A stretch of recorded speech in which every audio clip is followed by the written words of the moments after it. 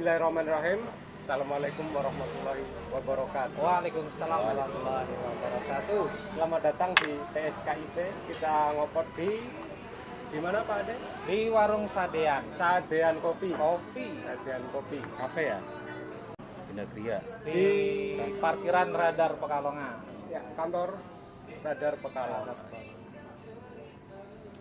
Bersama saya ada Mas Ade Gunawan, ada Bang Dul, Ya. Bang Dulmit. Dul Kemit kan? Apa? Iya. Polisi. Polisi motret. Polisi mod. Ya Pak Abdul Hamid. Kita bertiga kopi antusias. Ya terlalu berlebihan. Tapi ya kita bertiga Penelitian. bergabung di Pusat Studi Kopi IAIN Pekalongan. Kita akan ngobrol-ngobrol tentang visi PSKIP ke depan, kira-kira mau dijadikan apa? Ya kira-kira mau kemana kira-kira? Prospeknya kemana? Prospeknya kemana? Arahnya kemana? Arahnya mau kemana? Karena PSKIP, Pusat Studi Kopi Yayan Pekalongan itu kemungkinan satu-satunya yang ada di Pekalongan atau satu-satunya yang ada di Jawa Tengah. Dan satu-satunya Iya. PT KIN. PT KIN yang se-Indonesia yang ada PSKIP. Nah, langsung kita ngobrol sama Direktur PSKIP. Direktur. Oke. Gitu. Bayangin ya PSKIP itu arahnya kemana coba? Siapa dulu? Ya dengan DC lah. Oh, iya. Oke. Monggo. Jadi lo jebulan turun. Udah. Jadi begini, kalau terkait dengan pusat studi kopi ini ada semacam keinginan dari kalau saya pribadi tidak hanya berbicara tentang bisnis, karena ini kita juga bukan bisnis, Iya. tetapi lebih kepada pengembangan, dan pengembangan itu dalam konteks memberdayakan masyarakat. Karena menurut saya dalam konteks berbicara tentang kopi itu berbicara tidak hanya berbicara produk, tetapi kita harus berbicara manusia. Manusia yang mengkonsumsi dan manusia yang menghasilkan kopi. Itu yang pertama. Jadi kita berbicara tentang itu. Yang kedua, harapan besar ini kalau kita berbicara tentang kopi, ada keinginan bahwa kopi itu menjadi semacam pengikat atau trademark terkait dengan perlindungan lingkungan. Konteksnya adalah sebagai alat konservasi lingkungan. Jadi PSKIP bagi saya ada tadi SDM-nya dan juga ada kepedulian kita terhadap lingkungan. Itu gambaran besar saya. Ini ke situ. Pijakan awalnya lah. Pijakan awal SDM dan Ya. lingkungan. Lingkungan. SDM dan lingkungan, kemudian kopi dijadikan sebagai wasilah. Media. Maka supaya tidak membingungkan kan gitu. Nanti barangkali kan viewer apa tadi sebutan viewer kita Sakopi. Sahabat kopi. Sahabat kopi. Sakopi. Dalam bahasa Arab Sakopi itu Sakopi. peradaban, Peradaban, kebudayaan. kebudayaan. Al-Hadarah Sakopi. Keren lah, Keren. Ya, barangkali mau bertanyakan, ketemu pirang perkoro IAIN ngurusi petani kopi. Kan kira-kira begitu. IAIN yang ngurusi tahlilan yang ada kopinya itu agak pas. Barangkali kita flashback dulu, kita bercerita persinggungan IAIN dengan kopi. Ya aktornya bukan apa ya, pelakunya ya nggak jauh dari kita. Kalau boleh coba kita flashback itu kira-kira kapan awal mula kita bersinggungan dengan kopi coba? Kalau Gini, oke,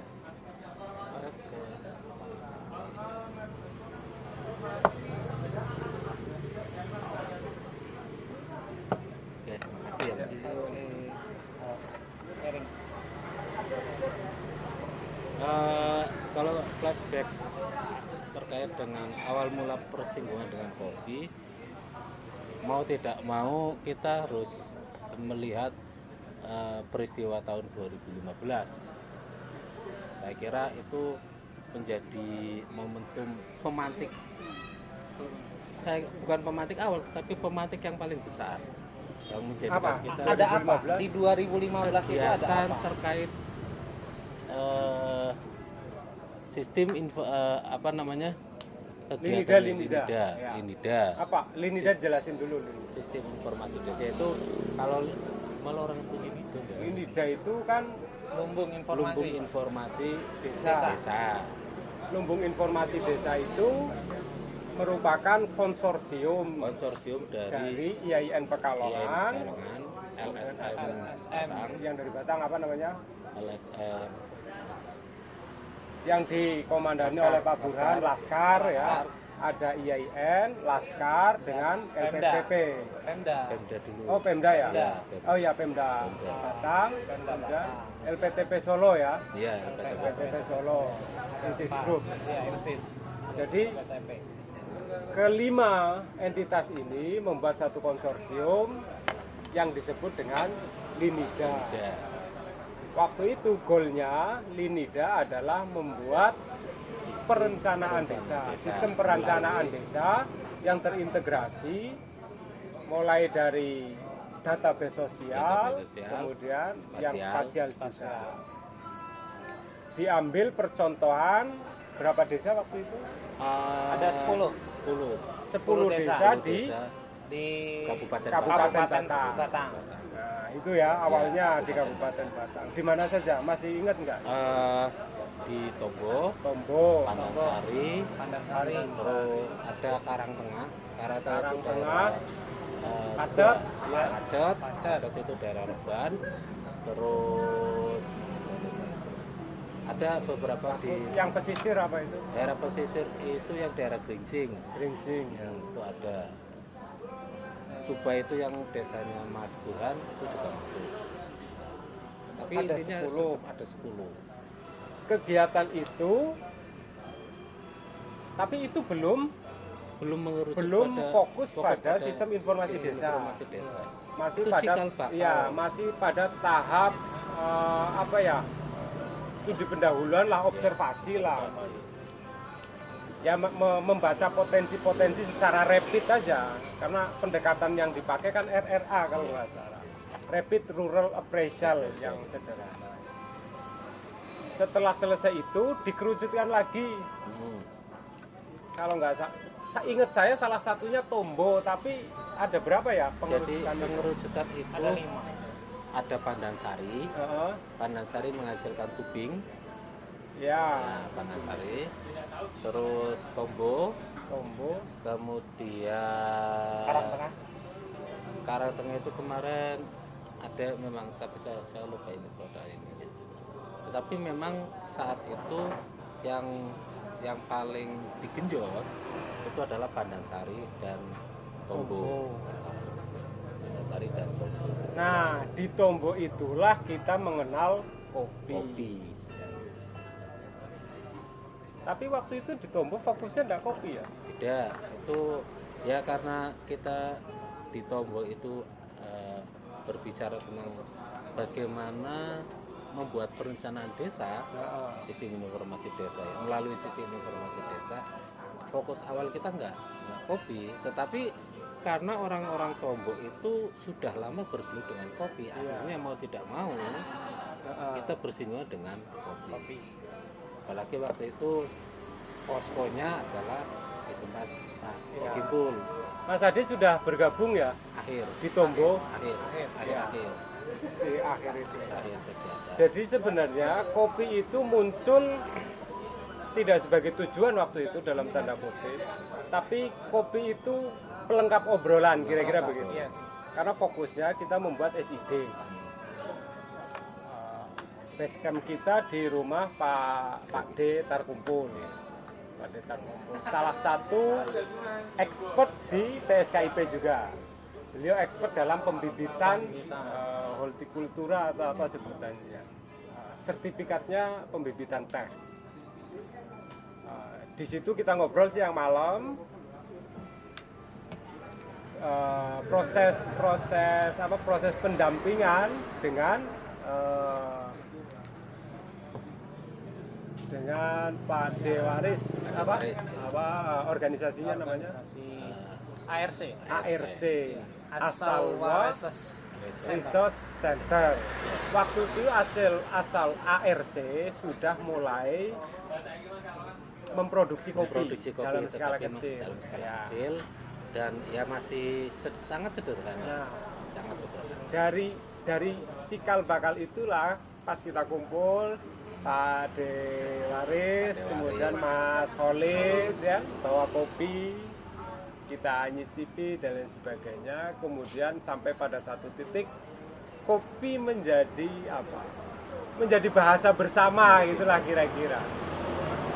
Kita semakin sering ke Tombo mungkin karena tujuan kopi itu dan lain sebagainya, awal persinggungan itu.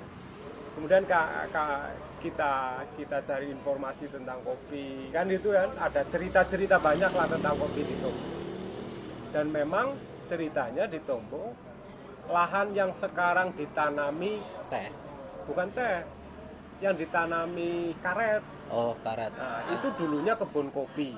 Di samping kebun teh itu ya. Ya, yang dekat yang di bawah lapangan. Yang 25 hektar Ya. Itu awalnya kebun kopi. 98 besar-besaran dijarah, ada perubahan proses bisnis di PTPN, mungkin merasa kopi terlalu harus padat karya kan, metiknya susah dan sebagainya. Akhirnya dibongkar, diganti karet lagi. Maka jejak itu kita temukan di rumah-rumah penduduk, biasanya mejanya dari akar kopi gitu kan masih banyak, dan robusta dulu. Iya. Tapi tidak serta-merta menghilangkan kopi dari Tombo, karena keterampilan masyarakat Tombo di dalam mengolah kopi di PTPN dulu kan gitu, paling tidak akan diaplikasikan di kebunnya, sehingga kebun-kebun di Tombo itu relatif sudah well maintained, artinya sudah dirawat dengan baik, sistemnya mayung dan lain sebagainya, meskipun bukan Arabica karena kurang dingin lah. Kurang dingin. Ya sekelas saya di sana sudah dingin, tapi untuk kopi itu robusta. Nah, kemudian berkembang, ARC melahirkan Tombo Kopi sebagai tempat berdiskusi anak-anak muda. Dari situ kemudian embrio-embrio apa? Ya, yang kita itu embrio-embrionya lahir di ada di Bawang kan gitu kan, kemudian lahir di Bawang, kemudian nyebrang ke Bungangan. Meskipun ya masih banyak hal yang perlu dibenahi, tapi itulah kira-kira. Jadi kemudian dari situ PSKIP lahir, sederhananya kan gitu. PSKIP lahir dari semangat itu. Kok kayaknya kopi itu bisa dijadikan sebagai media sebagai apa, kalimatun sawah lah gitu. Maka tadi hadirnya PSKIP itu kan tidak serta-merta kita meneliti kopi hanya ansih dari enak tidaknya kopi saja, tapi lebih fokus pada penguatan kapasitas manusianya. Jadi human development-nya kan gitu, pembangunan manusia dan lingkungan, karena manusia dan lingkungan tidak sejalan. Ini kelihatannya terlalu muluk lah. Organisasi sekelas PSKIP punya visi pembangunan manusia dan lingkungan kan. Itu ranahnya PBB dengan Sustainable Development Goals, SDGs. SDGs. Ya. Ya, karena Tapi kacanya ya- kita kan ke SDGs. Ya. Maka apa saja kira-kira ranah apa saja? Pertama kita bicara, oke, bicara lingkungan itu masuk ke dalam tata nilai. Artinya apa yang kita apa yang kita lakukan di dalam human development, membangun manusia itu tidak Lepas dari tidak merusak tidak merusak lingkungan. lingkungan. Nah, dalam konteks membangun manusia itu di era sekarang, manusia yang kan membangun manusia tujuannya supaya mandiri, kan? Masyarakat mandiri. Sederhananya kita PSKIP ingin memposisikan sebagai teman ngobrol bagi masyarakat menuju kemandirian. Mandiri ya. Nah, masyarakat yang mandiri itu rumusannya seperti apa? Coba gimana? Jadi gini, masyarakat yang mandiri itu kalau secara mudahnya kan mandiri mandi sendiri lah ya. Ya. Jadi kita berangkat dari kondisi saat ini di mana masyarakat terutama para petani itu ketergantungannya sangat besar terhadap dari luar, entah itu dari sisi kalau berbicara pertanian mungkin dari sisi pertama terkait dengan bibit dan lain sebagainya, sampai pada tingkat memasarkan hasil. Itu ketergantungan sangat besar. Nah, bayangan saya kemandirian masyarakat itu bisa dibangun kalau seandainya kapasitas itu mereka tingkatkan kapasitasnya. Ya kapasitas kalau dalam pertanian mulai dari penanganan awal sampai pada proses pemasaran. Intinya adalah masyarakat mandiri adalah masyarakat yang saya tidak mengatakan bahwa tidak bergantung 100%, tetapi mereka bisa berdikari sendiri. Ya kalau ceritanya yang di mana Karanganyar Mbah Munawar, beliau nanam sendiri, mau makan sayur petik di tempatnya sendiri dan lain sebagainya. Jadi tidak mengurangi ketergantungan terhadap yang luar. Jadi ya orientasinya memang bangun masyarakat mandiri, tapi masyarakat mandiri dalam artian tidak benar-benar mengisolasi diri dari luar. Tidak. Coba Mas Ade, orientasi membangun masyarakat yang mandiri, masyarakat yang berdaulat. Nah, masyarakat yang berdaulat itu yang kayak apa? Tadi Pak Amit menjelaskan seperti itu. Menurut jenengan gimana? Masyarakat yang berdaulat itu sebenarnya memang desa sekarang dituntut untuk bagaimana desa mandiri. Nah, desa mandiri itu akan mewujudkan masyarakat yang berdaulat. Karena apa? Selama ini kita lihat masyarakat yang ada di desa-desa itu belum mencerminkan masyarakat yang berdaulat. Karena apa? Tanah dikelola oleh luar desa yang lain. Kemudian mereka bekerja di luar desanya mereka.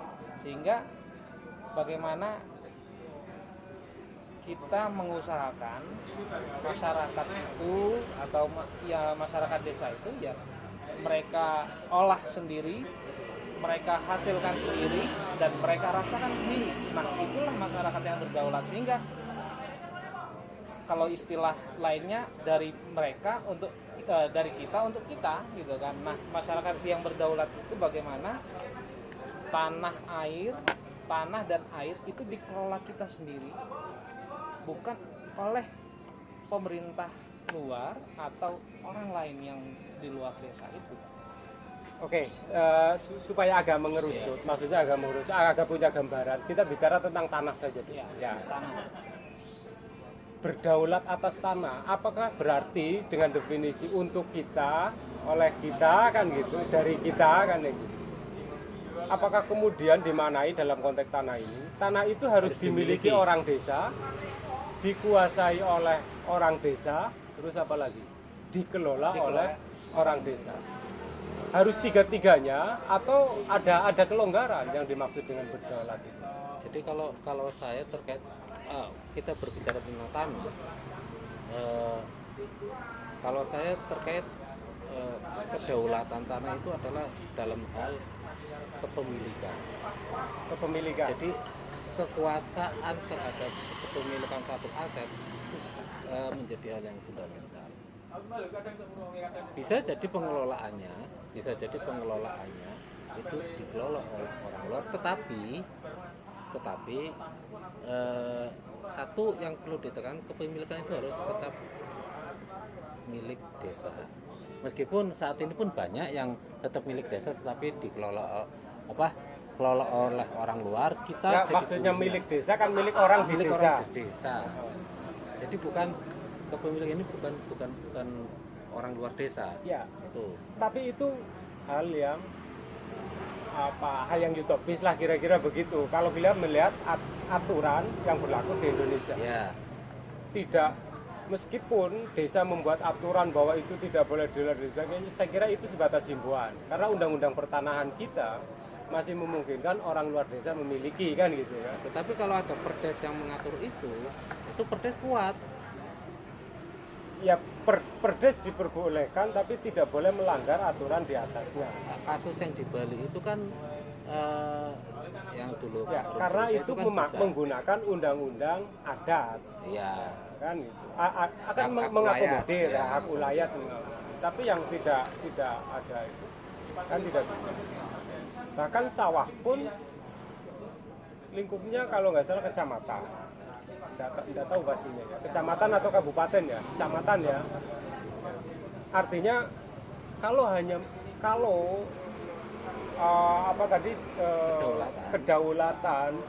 kedaulatan terhadap tanah dimanai kepemilikan, apakah mungkin terwujud sebuah kedaulatan agraria di desa?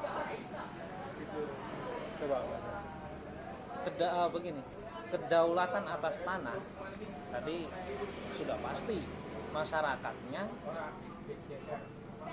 dituntut, yaitu itu adalah kepemilikan tanah atas desa itu gitu kan, sehingga jangan sampai tanah yang ada di desa itu dimiliki oleh luar orang desa. Nah ini kita berbicara pada kedaulatan atas tanah Ya. di luar undang-undang yang ada gitu kan, undang-undang yang ada, sehingga bagaimana pengelolaan tanah itu dikelola sepenuhnya oleh masyarakat desa, sepenuhnya dimiliki oleh masyarakat desa yang ada di situ. Jangan sampai, karena apa? Apabila ada orang luar desa itu memiliki tanah yang ada di desa itu, maka bisa jadi masyarakat bisa jadi itu dikelola atau difungsikan tidak sesuai dengan aturan yang ada di desa. Nah itu kita takutnya, sehingga setidaknya masyarakat itu memiliki tanah ya di desa itu gitu kan. Itu yang pertama. Yang kedua,